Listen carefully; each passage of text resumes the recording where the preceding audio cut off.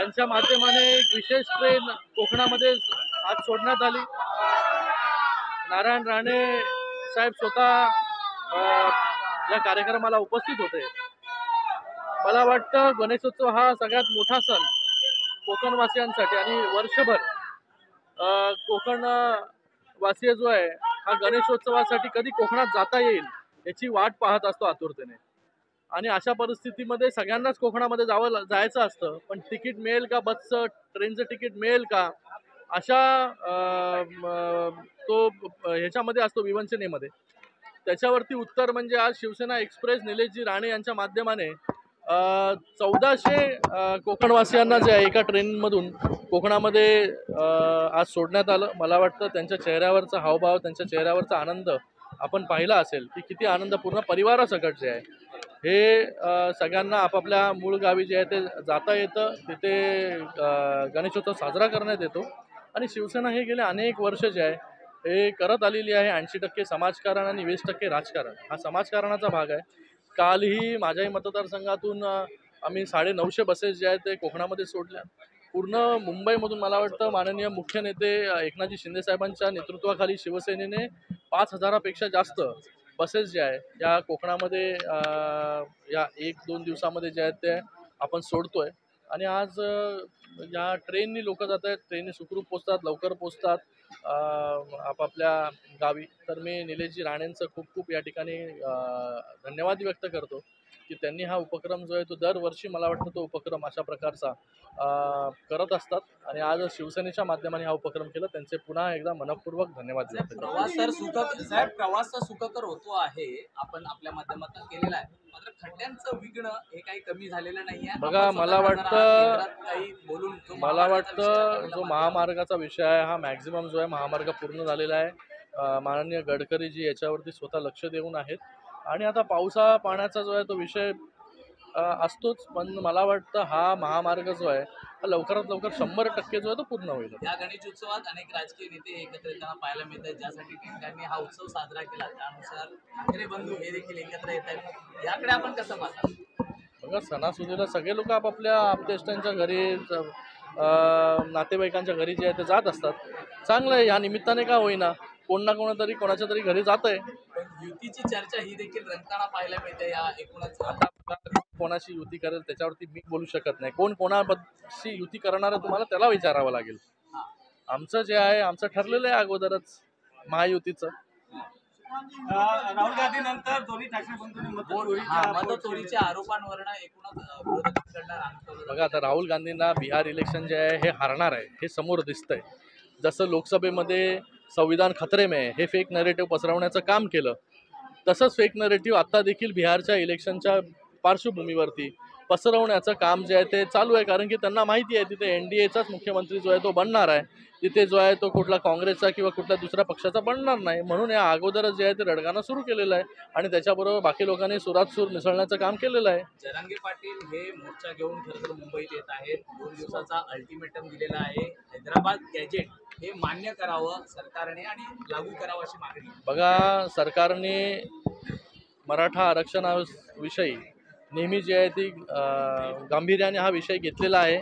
शिंदेसाहेब जेव्हा मुख्यमंत्री होते तेव्हा देखील विविध विषय जे आहेत हे शिंदेसाहेबांनी या सरकारने मार्गे लावलेले आहेत आणि जे काही विषय राहिलेले असतील ते येणाऱ्या काळामध्ये मार्गी लागतील। विजन डॉक्युमेंटरी संदर्भात आज खरं तर 2 बैठका पाहायला मिळाल्या। मुख्यमंत्र्यांनी वेगळी बैठक घेतली, उपमुख्यमंत्री आणि आपल्या पक्षाचे मुख्य नेत्यांनी वेगळी बैठक घेतली। त्यावरून विरोधक म्हणतात की दोघांमध्ये समन्वय नाही म्हणून, याला काय उत्तर?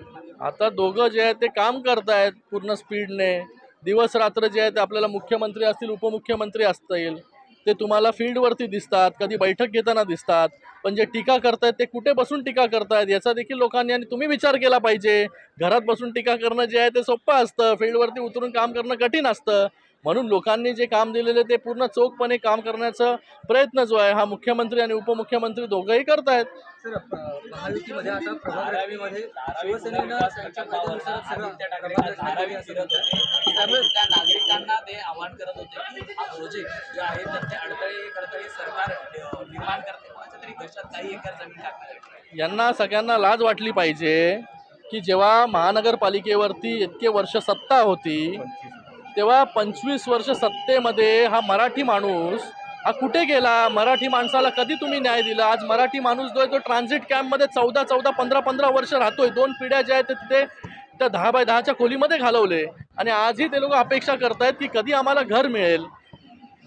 ते राहतात त्याच्या हाकेच्या अंतरावरती जे आहे ते एक ट्रान्झिट कॅम्प आहे. त्याच्यामध्ये जाऊन बघितलं पाहिजे की काय परिस्थिती आहे. आणि जेव्हा हा प्रोजेक्ट चांगला प्रोजेक्ट होतोय, जिथे लोकांची राहणीमान वाढणार आहे, लोकांना स्वतःचं हक्काचं घर मिळणार आहे, तिथे जे आहे ते व्यक्त करण्याचं काम करायचं. मेट्रो कारशेड आलं त्याला विरोध करायचं काम करायचं.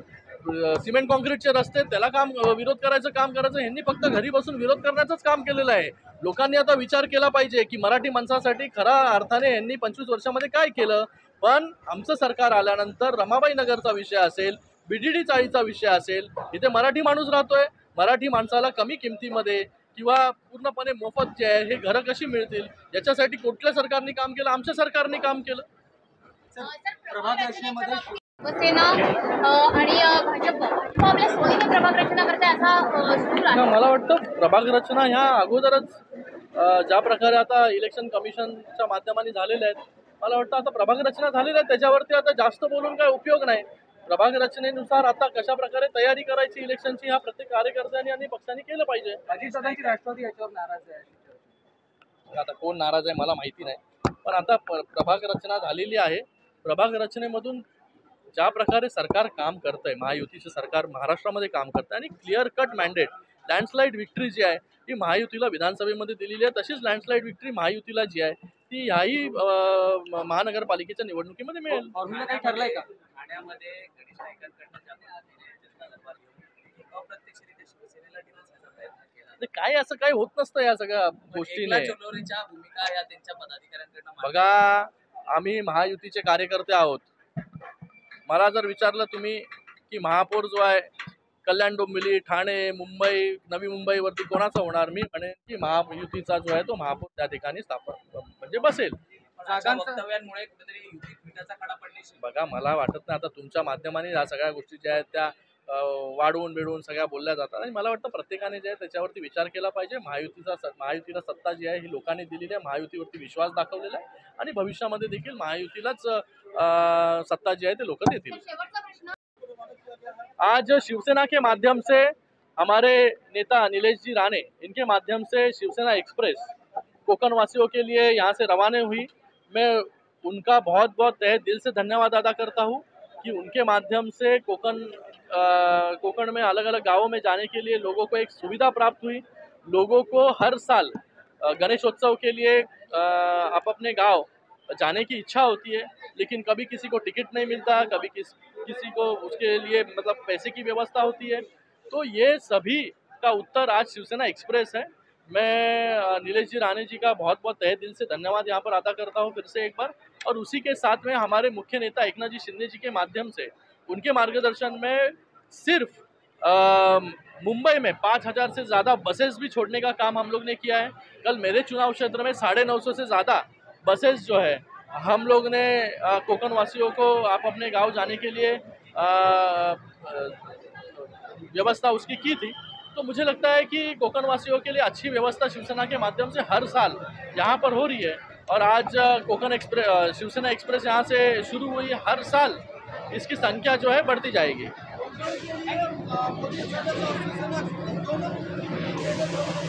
अच्छा है, महायुति के माध्यम से मोदी एक्सप्रेस और शिवसेना एक्सप्रेस को छोड़ा गया है.